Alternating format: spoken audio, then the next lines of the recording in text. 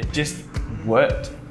It was, I can't believe we hadn't been doing it before that. Once we figured it out, it was like we stumbled onto a gold mine. Busking allowed us to not just focus just on music and not do anything else. And by having that freedom, then it allowed us to go, sick, let's go on tour. Or let's go tour here, let's record an album, you know? And if we didn't have that, then I think we'd be hard pressed. Busking was really a means, when we started doing it, was kind of something to do as a side project while we were finishing uni to see if it could help push some numbers through the door, maybe get our name out there a little bit more.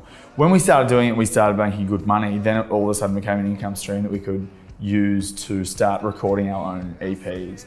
And then once we started doing that, the first proper EP that we did, that was what was sent off to Europe, which got us that festival, which started that entire career over there. It was just dominoes, one after the other, and just snowballed into a bigger thing. So I actually don't know how we would have done it without busking. It was like our music was tailor-made for busking because it was loud, it was bombastic, and it got people's attention, the sort of things we do. What do you think we got like that because of busking? It could have been both, because playing quieter songs, crowds wouldn't come in, so we just sort of, I guess we just sort of leaned towards these big jumpers, you know? And I think busking really dictated the way that we performed. So I remember our first show in the Netherlands, and it was a festival called Lowlands, and we were really nervous. We'd never played in Europe before. And there was about 5,000 people in this tent, and it was just packed and it was heaving, and we were like, oh, what are we gonna do? And Pat looked at me, he's like, it's just busking. This is just busking, except that we're not interrupting their lunch this time. Yeah, and they're actually there to see music. That was the whole thing. But yeah, so that's why I think very much a lot of the way we play now is very much interacting with the audience, interacting with the stage and the environment around us.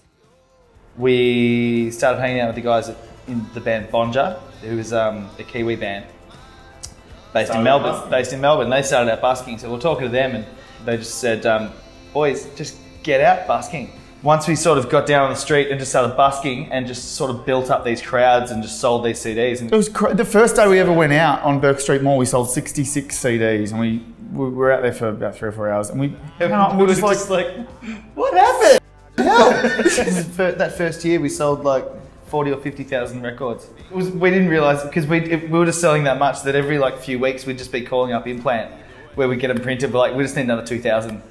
And then like, it was just so good. And then all of a sudden people come to shows and yeah, it was out of control.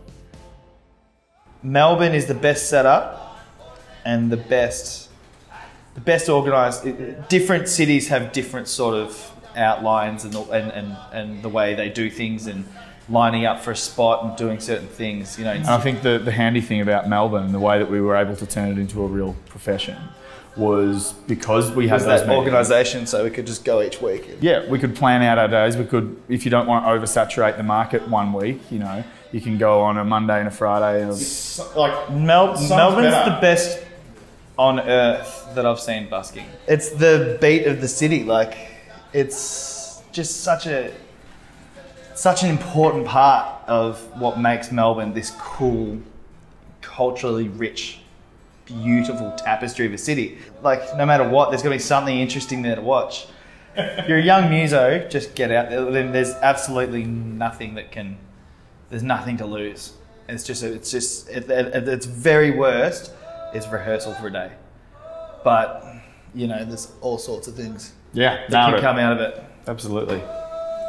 There's a lot of opportunity out there as well. And so if you open your arms to it, you know, it can really come and hit you in the face when you're busking, and that's kind of what happened with us.